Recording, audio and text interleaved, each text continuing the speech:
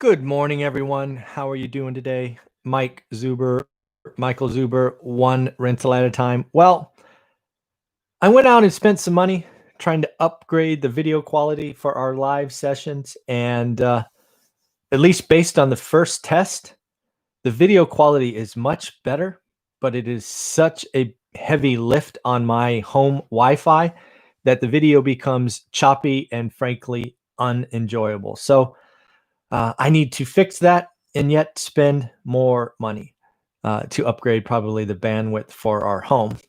Fun for me. That's probably why all these YouTube entertainers record video in high def and upload later. I get it now. I understand. But I enjoy doing my videos live. And I just enjoy doing my videos live. I will not be upgrading or updating or tweaking my videos. We're just going to keep doing it this way. I will now look to upgrade my home internet, right? Get giga speed or gigabit speed, whatever it is. So more time coming. I now have the hardware. Now I need the software or the bandwidth. So look for that coming. I will continue to do stuff live. It's how I enjoy it. So I apologize. The video quality is not what you like or you're up to. My hope is the content is valuable enough for you to continue to follow, subscribe, and move forward. And if it's not, I apologize. I'm trying, right? So at the end of the day, this next hour is 100% for you. I do these every Saturday. I do a pretty horrible job of advertising it or tell you it's coming. You can count on them. 8 a.m. Pacific every Saturday. It is something that's important for me to do. I enjoy it. So we have some seeded questions, but again, hopefully what will happen is you will interact with me. You will ask questions. So again, I do this on my computer, so I have more real estate to review your questions and move forward. So if you have questions for me, do me a favor, just put them in the comments. I will be able to scroll back and get to them. I have 3 seeded questions already that we will get to, and we will move forward from there. So first question in the order that I received them. First one is, hey, I'm a new investor about to get my first rental property. It's out of state. How should I set up communications with the property manager?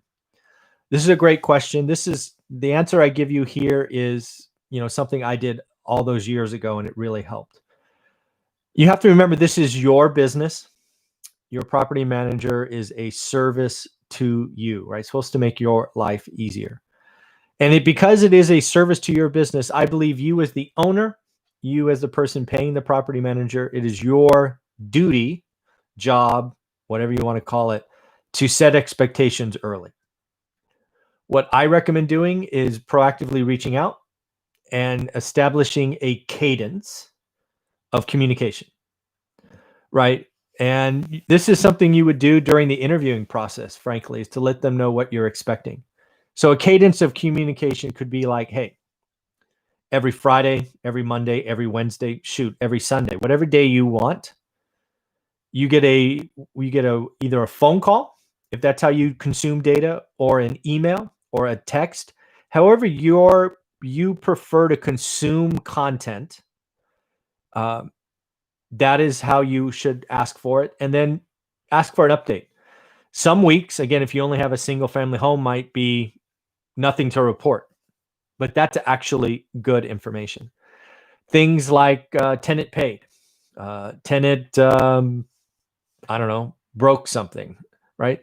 You need to set up the cadence, the way you want the communication, and then the data that you want in the communication. And again, with a single house, my hope is those weekly cadences are boring, and 9 times out of 10 say no data to report, boss. But still, that's useful information. So that's what I would do. That's what I have done. Now with hundreds of units, there's always something to report when you have hundreds of units. But we get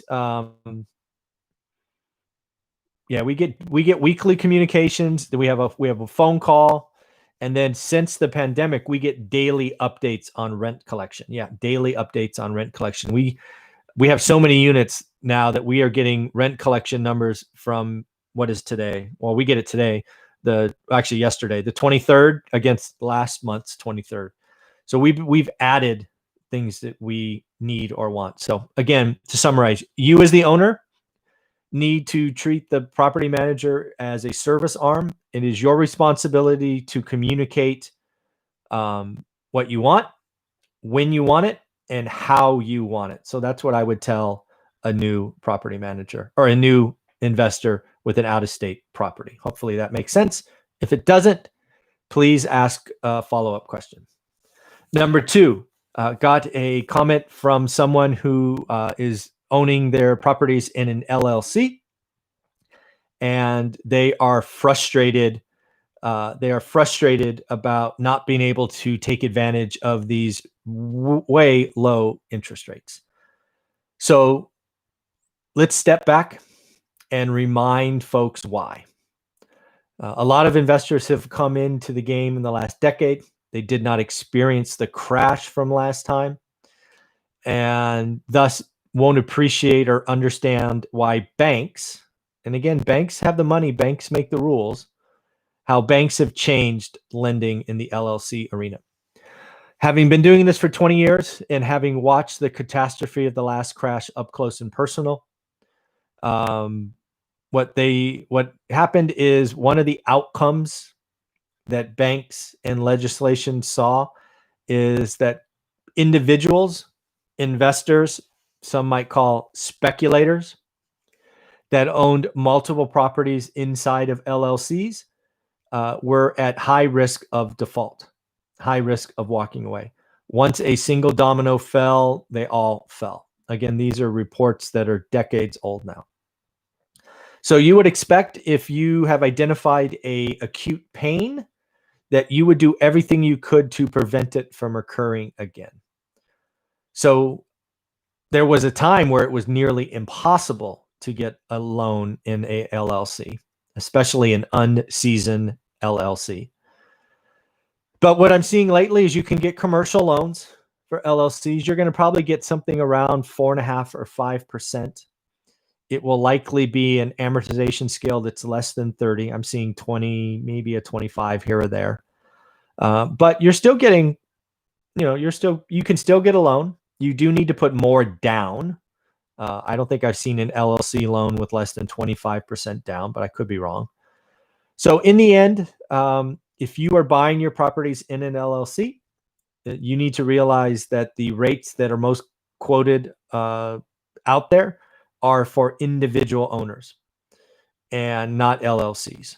But you could still get a loan. But realize 3-4 years ago, maybe 4 years ago, you couldn't have gotten a loan in LLC. It was nearly impossible. So I would argue that it's doable today. You just can't get the best rates. So do better deals. And again, remember, banks have the money. Banks make the rules. You never know. 2 years from now, 3 years from now, getting an LLC loan could be as easy as an individual. We don't know. So it's just a reality. Yeah, you're going to get something in 4.5, where maybe some of the owner occupants are now sub 3. But realize you're pretty lucky. 4 years ago, when prices were even cheaper, you couldn't get an LLC loan. So that's very true. Then the next question I have, again, remember, the rest of this show is going to be based on the comments I get in the live chat. I am going to go through the live chat top to bottom, looking for questions. So you got a couple more minutes as I respond to the final seeded question. So if you want me to address your question, go ahead and put them in.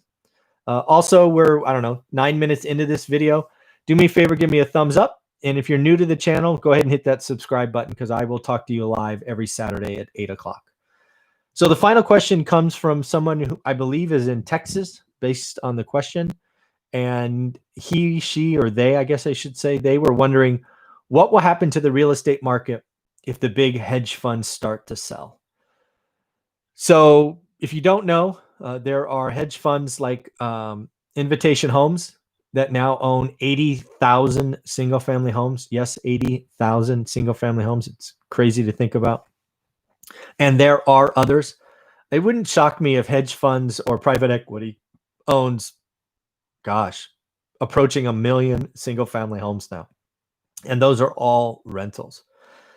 So this particular comment kind of alluded to the fact that, hey, sometimes they're going to sell, they'll sell at the peak, they're going to destroy the market. And that's not what I see. I've spent a lot of time in my career traveling to foreign countries, a lot of time in Europe specifically. And something you may not be aware of, I think it's Switzerland. In Switzerland, about 60% of the single family homes are actually owned by insurance companies. And what I mean by that is they've essentially turned single family rentals into cash flow. And that's where I believe the hedge funds are going. I do not see them selling in mass. It's kind of like this. If you owe the bank 10 grand, you have a problem. If you owe the bank 10 million, they have a problem, kind of like that. Invitation homes and hedge funds like them own so many homes in an area that if they decided to sell in mass, they would injure themselves. So I just don't see it happening. Plus, hedge funds can find a way to squeeze assets. And I would believe most of these home providers have actually taken all of their capital out. Think about this. Invitation Homes bought 80,000 homes, let's say at 100 grand. Invitation Homes, 100K houses are now worth 200 to make the math easy. While they paid 100K cash in the beginning, they have now gone back to a bank or a hedge fund or private equity, and they are out. They've got their 100K back. They probably got 20 or 30K back on top of that. They have a debt structure that allows them to still produce positive cash flow, and they are likely paying a dividend. So I ask you, why would Invitation Homes or any private equity or hedge fund sell an asset they have zero capital in that's still producing income? Just wouldn't happen. All right, so that's what I've got with the 3 seeded questions. Let me scroll back and see what other questions we have. Yes, I need higher speed. Thank you, Jeffrey. Yeah, I thought I figured it with, better quality, but damn, internet. Thank you. I appreciate that. Good morning. Thank you. Thank you. Thank you. I appreciate that. New York has become a third world country, doing everything in my power to leave. I'm sorry, Lewis. I'm sorry about that. Layla, good message on property managers. You got it. Interest rates are still low for LLCs. Yep. Love the phrase cadence of communication. You got it. Interest rates locally 4 to 5. When I started, when I started, they were 9%. Totally agree. Oh, here we go. Here's some questions. Again, remember this video is for you. If there's no questions, then I'll end it early. But we have a question from Theo. Do you require your tenants to carry renter's insurance? Also, what are your rules on pets in your properties? Good question. So a couple of questions there. I'll go through them individually. So yes, in the lease that my property manager has my tenant sign, it says the owner requires you as a tenant to have renter's insurance. It is a line. It's actually in the contract twice, and we have them initial both lines. So I require it. However, I can't enforce it given California law. Again, I require it. I, in many cases, educate the client, the tenant on it, because most tenants don't realize that they can get renter's insurance. Go figure. But I can't enforce it given California law. So I do that. And then property on pets. So that depends on the property. I have some properties that are rather small or apartments. I have one apartment building that has 500 square foot, 1 bedroom, 1 bath, for example. In a property like that, I believe we allow 1 pet, cat or dog. It has to be under, I want to say 8 pounds. It might be 10. It might be 10 pounds. In a house, backyard, all of that, I allow 2 pets. Again, we try to keep size. I think in the houses we might allow 20 pounds. I'd have to go back and check. It's been a while. And then we identify breeds that we do not allow. Right? There are quote unquote aggressive breeds that we do not allow. Pit bull being the one that most people think about. So we have a explicit list of pets that we do not allow in addition to that question. Theo, yep, thank you. Saturday mornings, you got it. Do retirement accounts help you qualify for a mortgage? Lewis, I've never been a mortgage broker. I've just done my own loans. I can tell you my retirement account helped me get my home loan, right? It was seen as liquidity for my home loan. It did help with some early investment loans. The rules of what is qualified and not qualified will differ whether it's an investment or an owner occupied, in my opinion. But again, realize I am giving this answer as a consumer of mortgages, meaning I apply for loans and I'm not a mortgage broker. So there could be intricacies of that I'm not aware of. But that is my opinion. Certainly for your primary residence, it will count. At least it's counted on all my loans in my primary. What is the minimum credit score you require on your tenants? I would have to check. I think it is 620 or 640. I think it's 640 now that I think about it. I think that's the minimum credit score, 640. Jose, how you doing? Meet Kevin mentioned LLCs are useless and said it's better to have enough insurance. What's your take? Jose, I avoid LLC questions like that because I think it's almost like malpractice, right? You go to a doctor or a specialty, they ask you lots of questions before they give you an answer. And LLCs are one of those things in real estate. There are so many ins and outs about you, the individual investor. So LLCs are very valuable in many instances.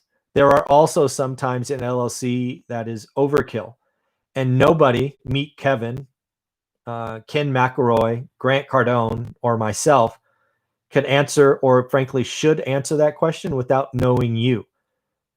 You know, do you own your home free and clear? Right? Do you have a huge stock portfolio? Do you have a small business that you want to keep separate? There are so many reasons why an LLC is a great idea. To have Meet Kevin say LLCs are useless, and again, you're saying that, not me. I've not seen that video. If he did say that, I think that is, yeah, that's. I'm guessing he said that off the cuff, maybe to a question or so. I don't know, but no, LLCs absolutely have their place. I will say that there are companies that prey on investors and try to set up very complicated LLC, land trust, and other structures that are borderline evil. But that doesn't make the LLC the bad thing. That makes the company selling complicated entity structures the bad thing. LLCs have a place in your estate financial planning.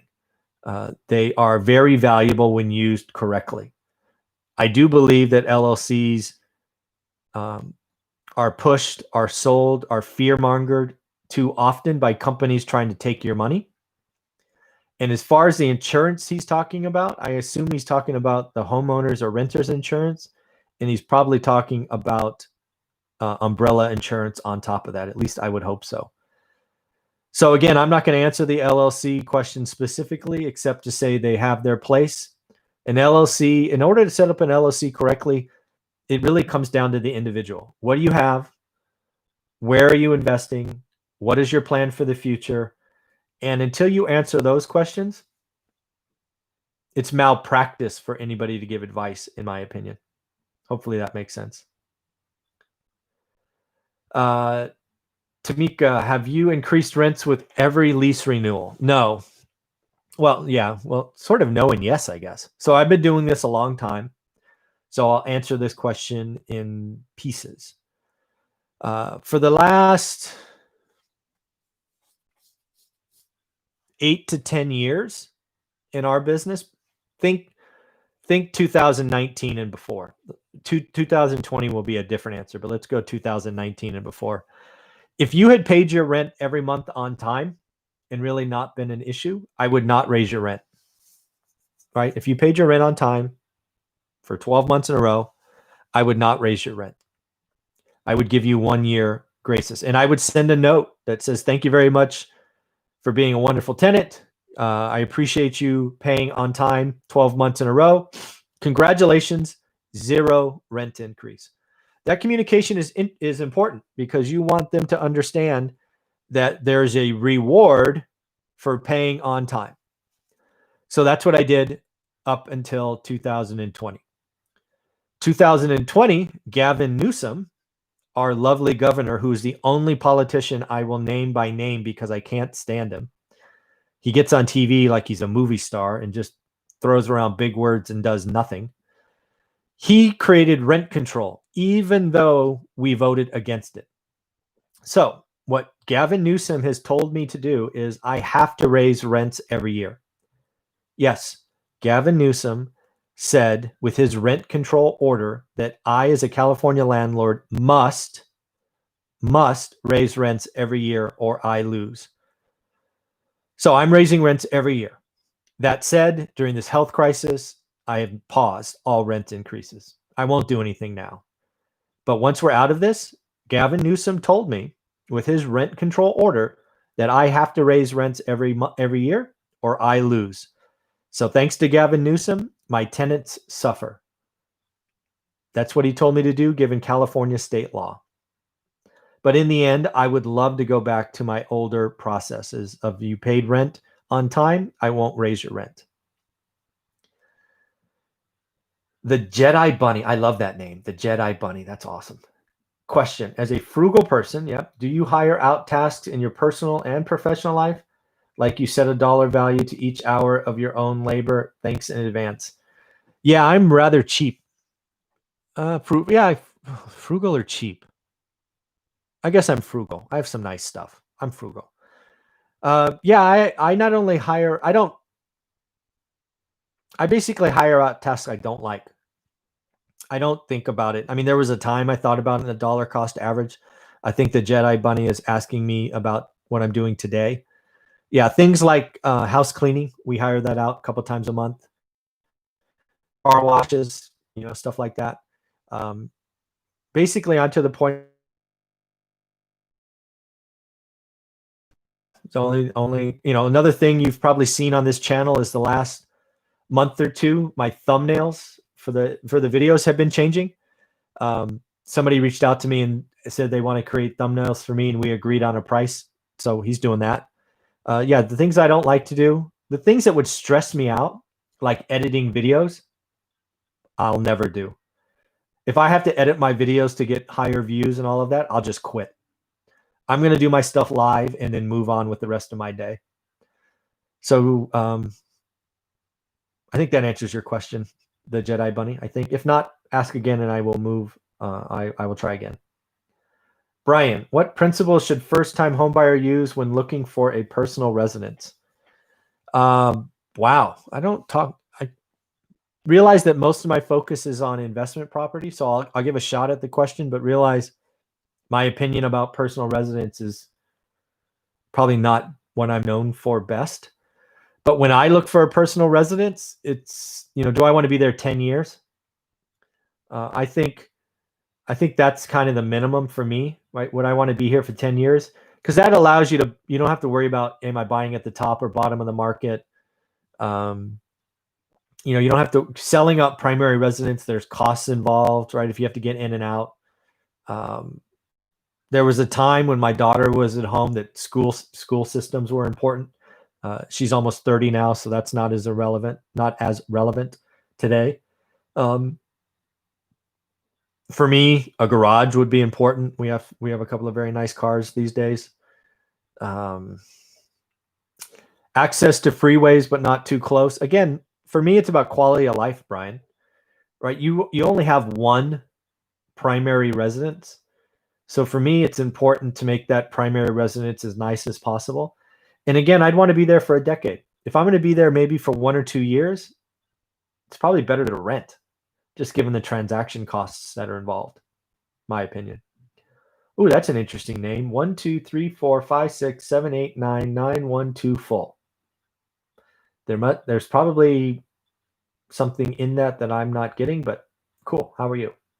How much under the ARV do you feel is safe to invest to get something cash flowing? I think what you're looking for is me to give you some rule of thumb, like 30% under ARV, like they do for house flipping and wholesaling and all of that. I don't look for that at all. As my students will tell you, we just run the numbers, and I will pay full ARV if it cash flows. Now that's hard to do in today's market, but for 14 or 15 of my 20 years, I had paid near full ARV for cash flowing properties. You have to learn your market.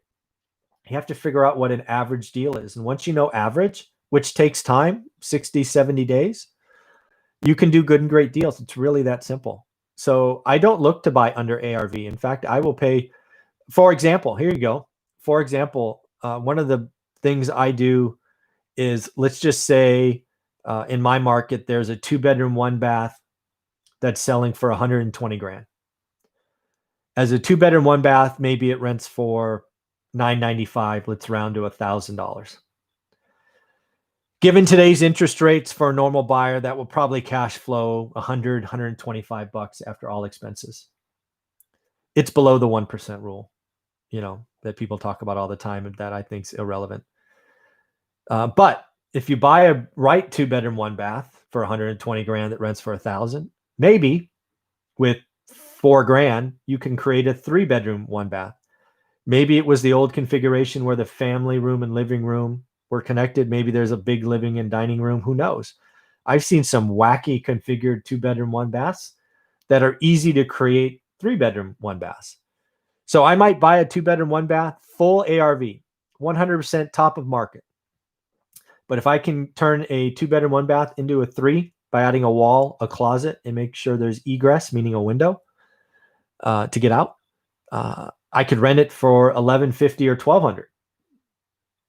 You got to get creative. There's value out there. You as the buyer need to find and create value. Learn what averages, learn where the holes in the market are, and get after it. Don't look for some magic formula or under or over ARV. Go learn your market, figure out what an average deal is, and then simply do good or great deals. Hopefully that makes sense. Jeffrey has FY Anderson Business Advisors attorney YouTube channel has zillions. Oh, there you go. Go look at Anderson Business Advisors for LLC stuff. Sounds like they're a much better channel and willing to go out and talk about it. I will not. Lewis, excuse me. Would you buy in this market even if the sale price is higher than it should be for the market, but you still cash flow at 7%? Lewis, that depends on what is average. For example, Lewis, if the market average is 8% and I could buy something at 7, no, I wouldn't do that deal. If the market average is 7, I won't do 7. But I don't know what market you're in. If the market average is 4, yeah, I'll do 7 all day long. I mean, that's what I teach, good or great deals. But you haven't told me what average is, so I can't answer that question. But again, if average is below 7, yes. If average is 7 or below, no, I would never do that. In the event you have new viewers here, may you discuss again why 4 rentals is the goal? Yes, thank you, Tamika. I really believe the one rental at a time journey is a way to have a better financial future. And if you continue on that journey, financial freedom. I've shared our story of a single rental house to financial freedom. It often comes up that we had nearly 200 units. People, they get excited for you. They shake your hand and then they go to the car and do nothing because 200 is too big. They just don't see it. So now what I talk about is everybody needs to go from 0 to 4. If you get 4 single family rentals, 4 fourplexes if you want, your financial future is going to be better. Once you get to 4, you can stop. If you don't like it, because sometimes being a landlord is not for you. But if you get to 4 and you really like it, you dig it, you don't mind the daily headaches or weekly headaches, go to 10. And I use these numbers because of lending standards. When I started talking about 4, getting 4 investment loans was all you could do. Yes, folks, there was a time not so long ago where all you could get were 4 investment loans. Today, it's become easier to get 10. So if you can get to 4 and you like it, then go to 10.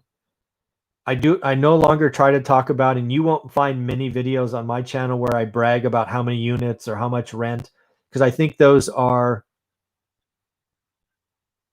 they're not helpful. It's not about me. It's about you.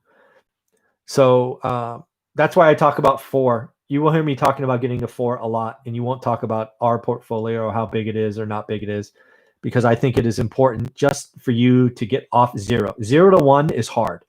1 to 2 is semi-hard. After that, it does get easier. And eventually, as funny as it sounds, buying another rental property is as easy as buying another car at some point.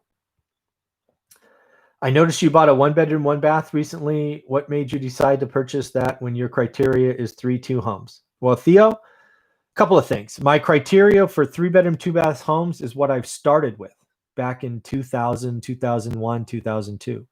That's all I wanted. My focus in what I teach and all of that was 3-bedroom, 2-bath or 4-bedroom, 2-bath, in fairness. But my criteria has grown.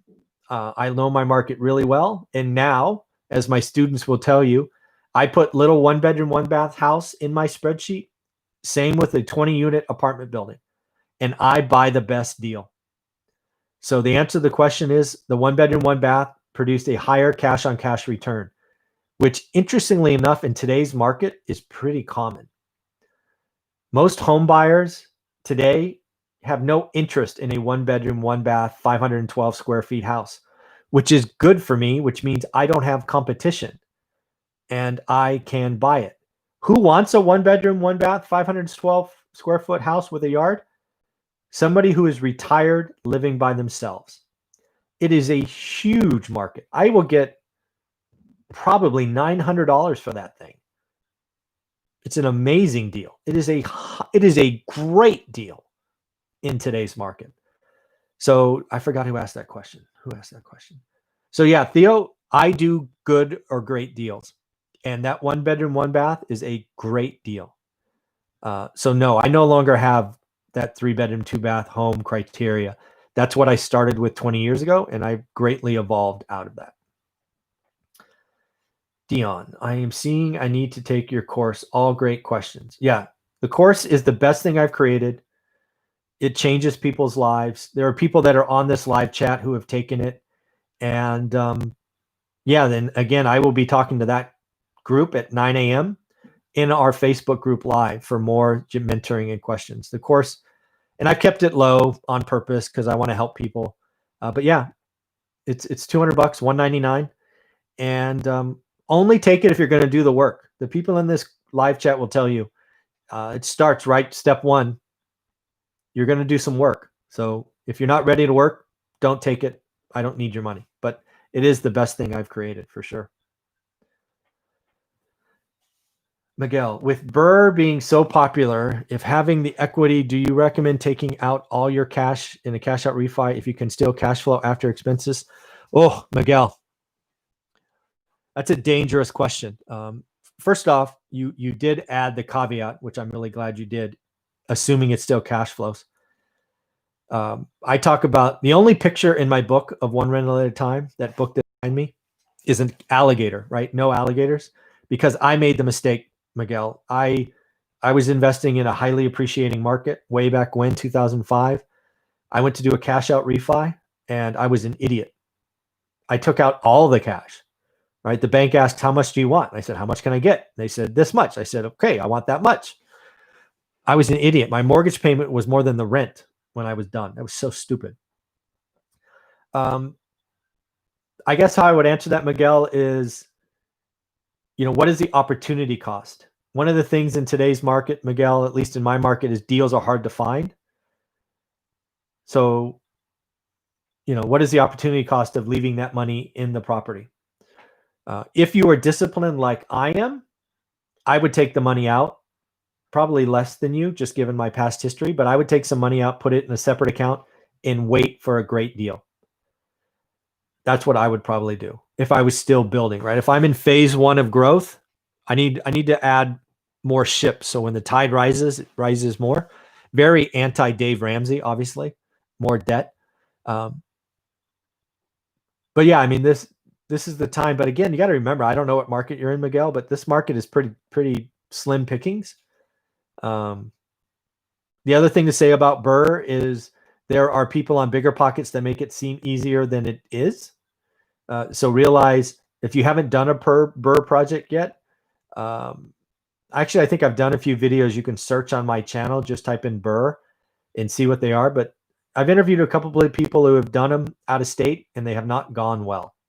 So just be careful.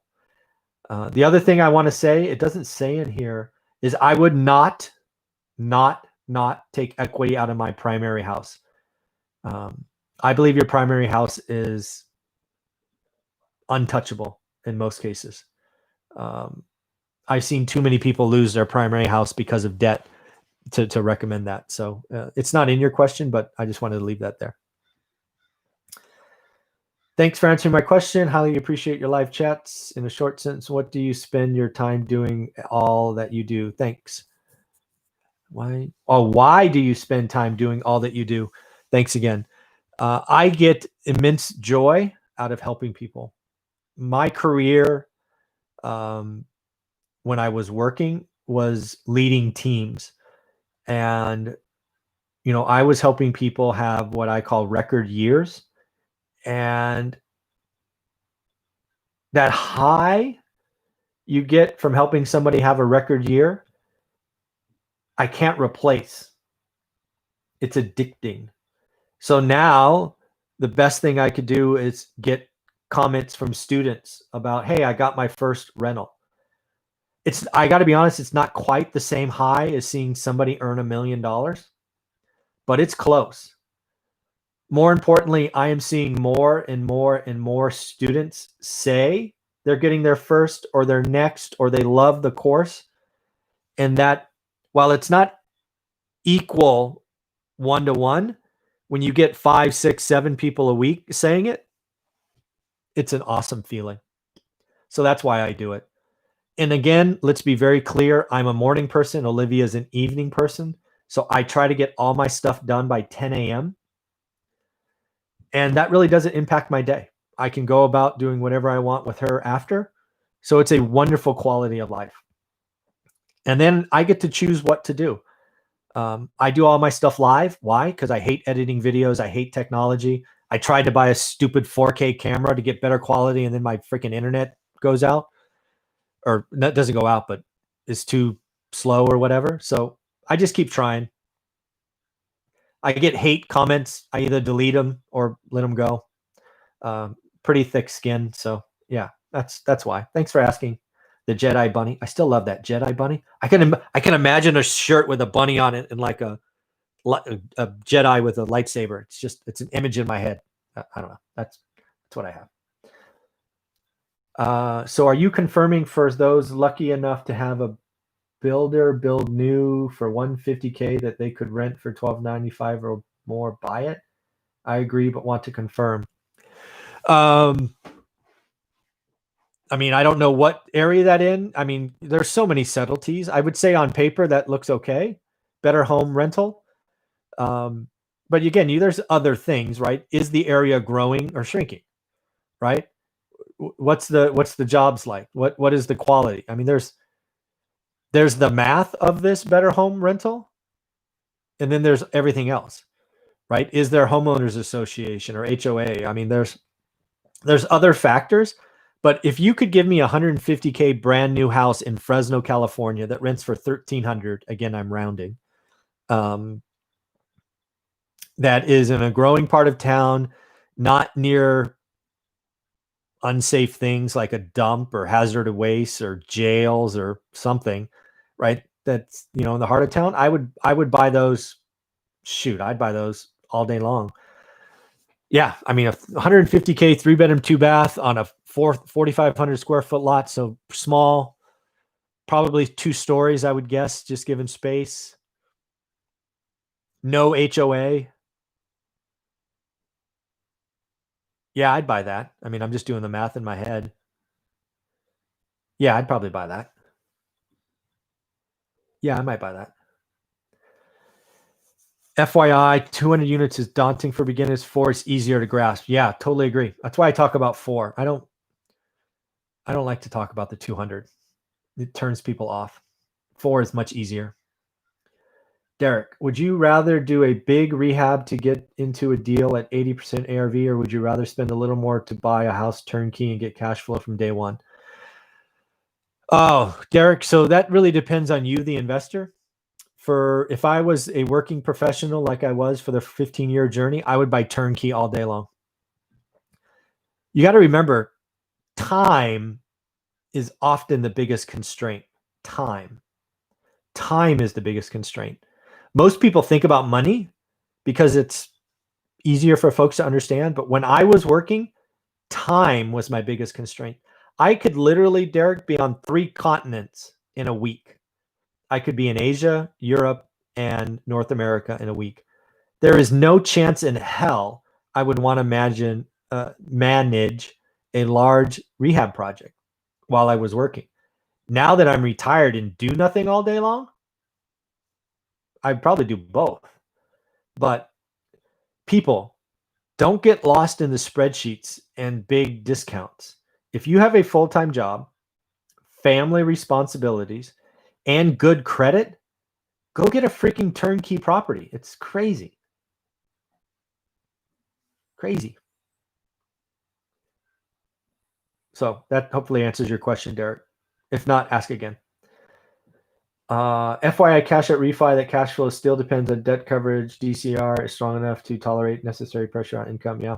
The other thing that people don't realize, Jeffrey, I forget who asked that question. I don't know. It doesn't matter. But cash out refis, just so you know, will have higher interest rates. Some people go into a cash out refi thinking they're going to get the same 2.75 or 3%. Not. Those interest rates that are quoted, 2.75, 3%, whatever it is, those are purchase money rates. Refi rates are about at least half a point higher. So realize you are signing up for a higher mortgage payment.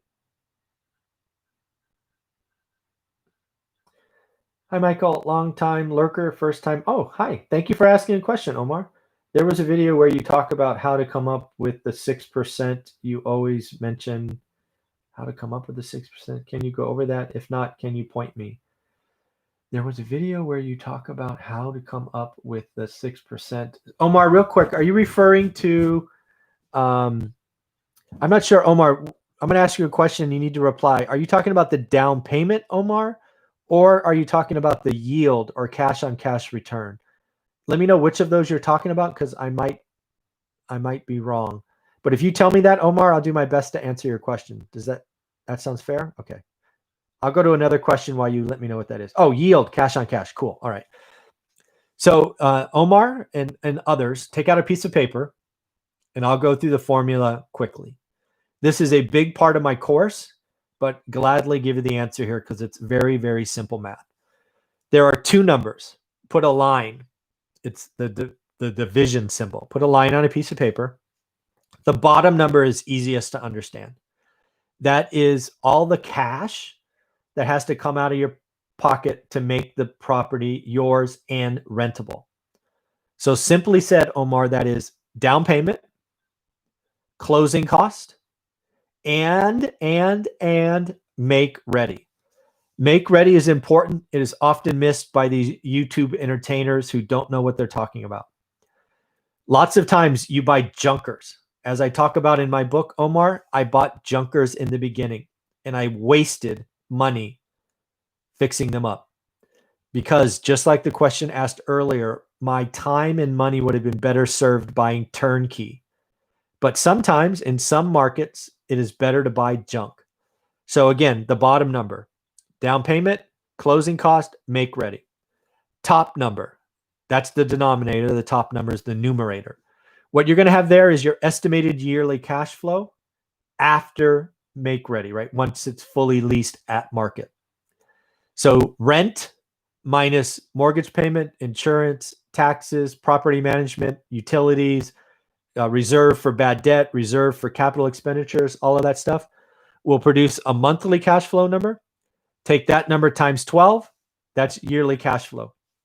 That's it. Yearly cash flow divided by cash out equals a decimal point. If you want, just move that point over 2 spots. It turns it into a percentage. So there you go. That's what my yield calculation is. That's a big part of my course. That's what I mean by understanding average. You have to look at hundreds of deals to figure out what average is. And once you know average, you can do good or great. Hopefully that makes sense. Dean, hi Michael. What should I do with 400K cash in Austin, Texas area? I have no experience whatsoever investing. Good news, Dean. What you need to do is sit on that cash. You need to do nothing. You need to do nothing for 90 days. Nothing. You need to learn the Austin market. If you don't know how to do that, you spend $200 on my course and you spend the next 100 days learning your market. At the end of that, Dean, what you should be able to tell me is Austin produces an average of X, and I'm going to make up a number here. Austin produces a 5% yield. That's average. After 90 or 100 days, once you know average, then you're going to go out and look for 7% deals. And once you find a 7% yield in a 5% market, you write an offer. It is going to take a while. It is going to be hard to do, but you will eventually get one, and then you will get another. So with 400K cash, congratulations, sit on it. Probably divide it over 2 bank accounts, given the 250K limit for FDIC insurance. So, that's a little thing. But do not be in a rush. Don't rush. Learn your market. Learn your market. Audio is way better. Image, well, makes you look younger. Well, thank you. I tried. I bought a camera. I spent hundreds of dollars. You have any idea how cheap I am or frugal I am? Frustrating. Jose, inherited a renter, pays rent on time, but rent was $500 under market. Woo! Raising rent $150 this year and next. Took the garage away to make ADU. Has 0 deposit on record. Should I push or wait? Couple of thoughts, Jose. First off, know your rules, right? You couldn't it's a house. So you could do that in California. If it was a multi, you couldn't do that given rent control, but given a single family, I believe you can do that. That's totally your call, Jose. Honestly, if you're asking what I would do, I would probably wait till next year. This is a health crisis. In fact, I bought a couple of small homes this year. One of the tenants is in a similar situation. I think they're paying $400 on an $800 house. I'm not doing anything until next year. It's just sometimes you need some good karma, and I wouldn't push somebody out in today's environment. That's just me. But I get it. I mean, if this was 2019, you bet your ass I would. Normal market, jobs are everywhere. Yeah, I would do that normally, but 2020 is not a normal year. And I think everybody could use a little good karma. So I'm not in a rush to kick my tenant out who's in a similar situation, if that makes sense. And the other thing you could do is let them stay there while you're remodeling the garage. That's actually probably what I would do, Jose. I would probably let them stay in the house while you remodel the garage. That way you have somebody watching the garage because you don't want somebody breaking in. That's probably what I would do. Derek, on average over the years, how much do rent rates increase? That is very local in knowledge. Funny note, in my market from like 2006 to maybe 2000, no, probably 2009 to 2006 to 2010, rents didn't move. But now they move every year. It's very local. Should I wait until a little or jump in and buy first rental now? Thean, I think we talked about this already. Aren't you the gentleman or person? Yeah. Thean, I just answered the 400K question. You're not supposed to do anything yet. Until you can tell me, Thean, what average is for Austin, why would you jump in? That's gambling. That's walking up to the craps table or it's walking up to the roulette wheel and picking a number. Until you or anyone in this live chat or watching this on replay can tell me what an average deal is in your market, you are not, why? If you buy something, you're gambling. So if you like to gamble, go ahead. I don't know. Not for me, but I don't like gambling. There was a time I liked to gamble, but not anymore. So again, you have 400 grand. Congratulations. Now go out and do your gosh darn homework. Learn your market. Paul, thank you for what you do. Longtime investor, but I still learn and I'm honing my skills, learning from you. Awesome. Congratulations. It's amazing what I do not know or could not articulate. Awesome. Omar, thank you. You're great question. When you know your market yield and your criteria, would you try to create deals by writing offers that meet your criteria or simply wait? Oh, Jeffrey, that's probably the most important question I do a horrible job of answering. I write deals all the time that meet my criteria. All the time. You never know when a deal will, when the seller will say yes. I never wait. Every deal I write, the hundreds of offers I've made this year, all hit my criteria. And most of them are under listing, under the list price, which means in today's market, I'm not getting squat. I'm not even getting replies today. But I write offers that meet my numbers, good or great. That's all I do. All I do. Good or the stuff I teach is what I do, folks, every day. Every day. How late to the show I am? It's been live since 8 a.m. Pacific. Been live for 52 minutes. Ideal size for personal home. What rooms and features do you use and what things would you not pay for? For my primary residence, that's an individual choice. For me, a garage is paramount. Yeah, if I had anything different, I'd want a 3-car garage versus a 2-car garage, but that's just me. Everyday exercise. What's your opinion on investing properties overseas? One thing you'll know about this channel and me is I don't answer questions I have zero experience with. There's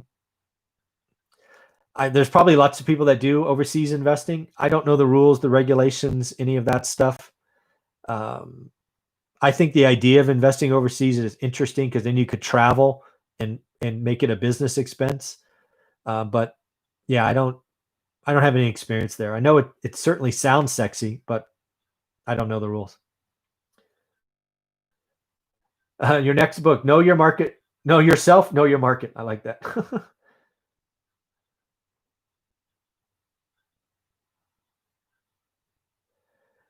Omar, I've been watching my market for the past 3 months, started to see what a good deal might be. What is the next step? Should I look for investors? I hear investors get 10% of my market.